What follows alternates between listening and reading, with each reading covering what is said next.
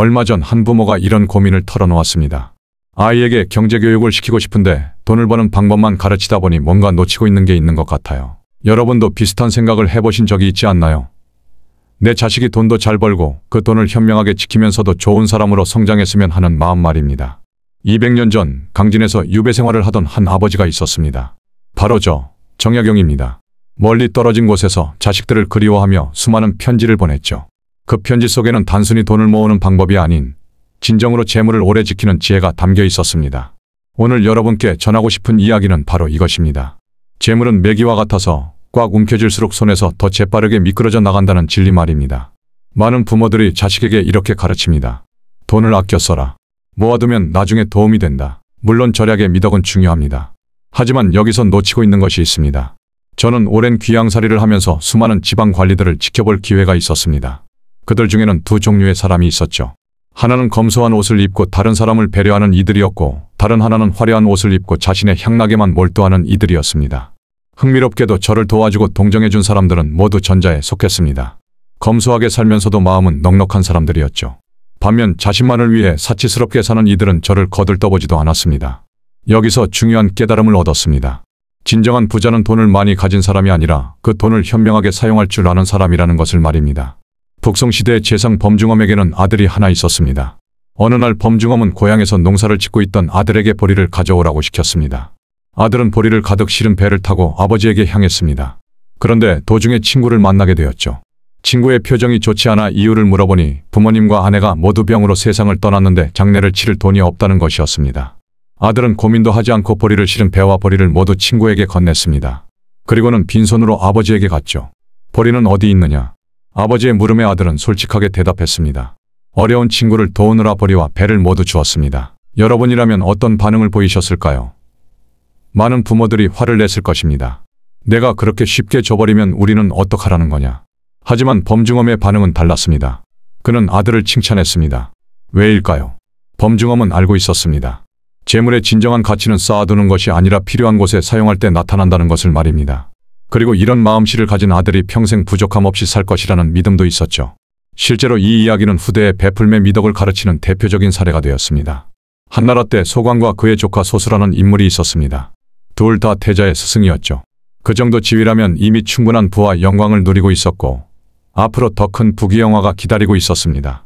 그런데 어느 날 소광이 조카에게 이런 말을 했습니다. 노자도덕경의 만족을 알면 욕됨이 없고 멈출 줄을 알면 위태로움이 없어 가히 평안하게 오래 살 수 있다고 했다. 이쯤에서 멈추고 무대에서 사라지는 것이 현명하다. 두 사람은 관직을 그만두고 고향으로 내려갔습니다. 태자는 이들에게 엄청난 재물을 선물했는데 그들은 그 재물로 무엇을 했을까요? 매일 친지들에게 재물을 나누어주고 잔치를 열었습니다. 어떤 사람이 자식들의 앞날을 생각해서 땅이라도 사두라고 권했지만 소광의 대답은 이랬습니다. 우리 집안에는 대대로 물려받은 땅이 있어. 자손들이 부지런히 일하면 보통 사람만큼은 살 수 있다네. 지금 그들에게 더 많은 재물을 주면 나태함을 가르치는 셈이 되지 않겠는가? 현명한 사람이 많은 재물을 얻으면 원래 품었던 뜻을 잃어버리고 어리석은 사람이 많은 재물을 얻으면 과실만 늘어난다네. 이것이 바로 이소상금, 즉 두 명의 소씨가 금을 흩뿌렸다는 고사성어의 유래입니다. 재물을 자신만을 위해 쓰는 것이 아니라 다른 사람과 함께 나눈다는 뜻이죠. 저는 자주 자식들에게 이런 비유를 했습니다. 재물은 메기와 같다. 그 말입니다. 메기를 잡아본 적이 있나요? 꽉 움켜쥘수록 더 재빠르게 손에서 미끄러져 나갑니다. 재물도 마찬가지입니다. 욕심을 내어 꽉 움켜쥐고 혼자만 차지하려 할수록 더 빨리 사라져버립니다. 왜 그럴까요? 첫째, 욕심은 끝이 없기 때문입니다. 100만 원이 있으면 1000만 원을 원하고 1000만 원이 있으면 1억 원을 원합니다. 결국 만족을 모르는 사람은 아무리 많은 돈이 있어도 항상 부족함을 느끼게 됩니다. 둘째, 혼자만 차지하려는 마음은 다른 사람들과의 관계를 해칩니다. 돈을 벌 때도 돈을 지킬 때도 다른 사람들의 도움이 필요한데 이기적인 사람 주변에는 아무도 남지 않게 됩니다. 셋째, 재물에만 매달리다 보면 정작 중요한 것들을 놓치게 됩니다. 건강, 가족, 친구들과의 소중한 시간들을 모두 돈으로 바꿔버리려 하다가 결국 모든 것을 잃게 되는 것이죠. 그렇다면 재물을 진정으로 오래 지키는 방법은 무엇일까요? 물이 괴어있는 것은 장차 흘러내려서 만물을 적셔주기 위함이다. 물이 웅덩이에 고여만 있으면 썩어버립니다. 하지만 계속해서 흘러가면서 주변의 모든 것들을 적셔주면 그 물은 항상 맑고 깨끗하게 유지됩니다. 재물도 마찬가지입니다. 재물을 비밀스럽게 저장해두는 가장 좋은 방법은 남에게 아낌없이 베푸는 것입니다. 이것이 단순한 도덕적 가르침이 아닌 실제적인 지혜라는 것을 증명하는 사례들이 있습니다. 절약할 수 있는 사람은 베풀 수 있고 절약할 수 없는 사람은 베풀지 못합니다. 그런데 베푸는 사람 주변에는 언제나 도움의 손길이 모입니다. 어려울 때 서로 돕는 관계가 형성되는 것이죠. 반대로 자신만을 위해 사는 사람은 어려움이 닥쳤을 때 아무도 도와주지 않습니다. 결국 혼자 모든 것을 감당해야 하고 그 과정에서 쌓아둔 재물도 모두 잃게 되는 경우가 많습니다. 오늘날 세계의 갑부들이 자선 활동에 열을 올리는 이유도 바로 여기에 있습니다. 빌 게이츠, 워런 버핏 같은 사람들이 자신의 재산을 사회에 환원하겠다고 선언하는 것은 단순한 선행이 아닙니다. 그들도 재물의 진정한 본질을 깨달았기 때문입니다. 재물은 순환할 때 더 커집니다. 혼자 독점할 때는 줄어들고요. 한국의 기업가들 중에도 이런 철학을 가진 분들이 많습니다. 자신이 사회에서 받은 도움을 다시 사회로 돌려주는 것이 결국 자신의 사업에도 더 큰 도움이 된다는 것을 알고 있기 때문입니다. 그렇다면 일반 가정에서는 어떻게 이런 철학을 실천할 수 있을까요? 먼저 자녀 교육부터 시작해야 합니다.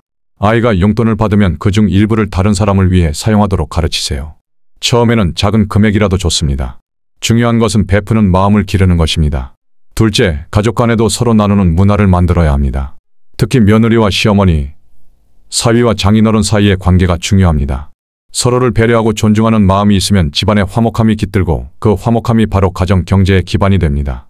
저는 자식들에게 이런 편지를 보낸 적이 있습니다. 너희들은 효성을 다하여 어머니를 봉양하고 며느리들은 단정하고 밝은 얼굴로 시어머니를 섬겨라. 집안의 부녀자들이 화목하게 지내면 하늘과 땅도 조화를 이루고 하는 일마다 막히는 게 없게 될 것이다. 그렇다면 구체적으로 어떻게 나누어야 할까요? 첫째, 능력에 맞게 나누세요. 자신의 형편을 망가뜨리면서까지 베풀 필요는 없습니다. 범중엄의 아들처럼 과감하게 모든 것을 주는 것도 좋지만 대부분의 사람들은 조금씩 꾸준히 나누는 것이 현실적입니다. 둘째, 정기적으로 나누세요. 일회성으로 큰 금액을 주는 것보다는 매달 일정 금액을 지속적으로 도움이 필요한 곳에 보내는 것이 더 의미가 있습니다. 셋째, 직접적인 도움을 주세요.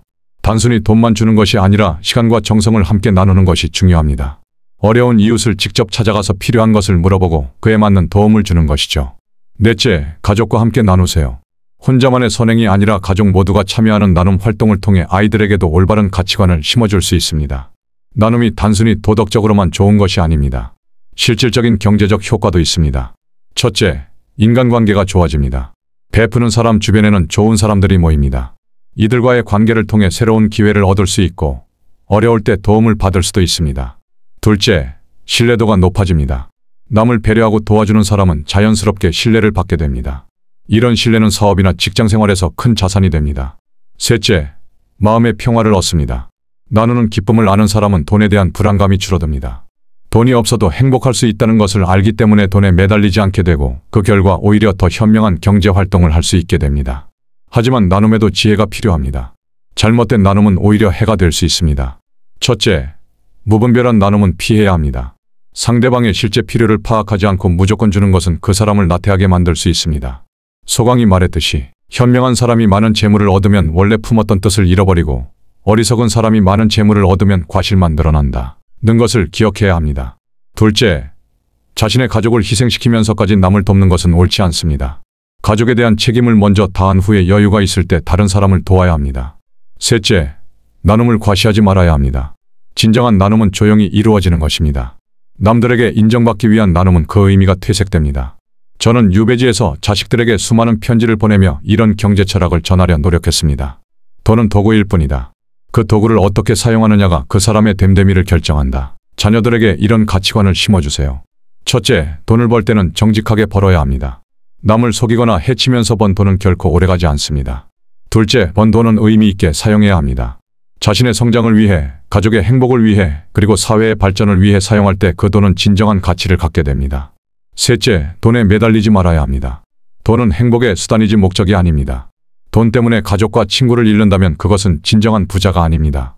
이제 이론을 넘어 실천의 단계입니다. 오늘부터 여러분이 할 수 있는 구체적인 방법들을 제안해 드리겠습니다. 첫 번째 실천, 가계부에 나눔 항목을 만드세요. 매월 일정 금액을 나눔을 위해 따로 책정하는 것입니다.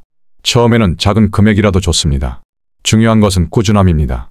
두 번째 실천, 가족회의를 열어 함께 도울 대상을 정하세요. 혼자만의 결정이 아니라 가족 모두가 참여하는 나눔 활동을 계획해 보세요. 세 번째 실천, 아이들과 함께 봉사활동을 하세요. 직접 몸을 움직여 남을 돕는 경험을 통해 아이들은 나눔의 가치를 체득할 수 있습니다. 네 번째 실천. 주변에 어려운 이웃을 찾아보세요. 멀리 있는 사람보다는 가까운 곳에서부터 시작하는 것이 좋습니다. 다섯 번째 실천. 감사하는 마음을 기르세요. 현재 자신이 가진 것에 감사할 줄 아는 사람이 진정으로 나눌 수 있습니다. 200년 전 강진의 유배지에서 저는 깨달았습니다. 진정한 부자는 돈을 많이 가진 사람이 아니라 그 돈으로 많은 사람을 행복하게 할 수 있는 사람이라는 것을 말입니다. 재물은 매기와 같습니다. 꽉 움켜쥘수록 빠져나가고 자연스럽게 흘려보낼수록 더 많이 돌아옵니다. 이것은 2000년 전 중국의 현자들이 깨달은 진리이고 오늘날 세계적인 부자들이 실천하고 있는 철학이며 우리가 자녀들에게 전해야 할 경제교육의 핵심입니다. 여러분의 자녀가 단순히 돈만 많은 사람이 아니라 그 돈으로 세상을 더 아름답게 만들 수 있는 진정한 부자가 되기를 바랍니다. 그것이 바로 재물을 가장 오래, 가장 안전하게 지키는 방법이니까요. 오늘부터 시작해보세요. 작은 나눔부터 말입니다. 그 작은 실천이 여러분의 가정에 진정한 풍요를 가져다 줄 것입니다.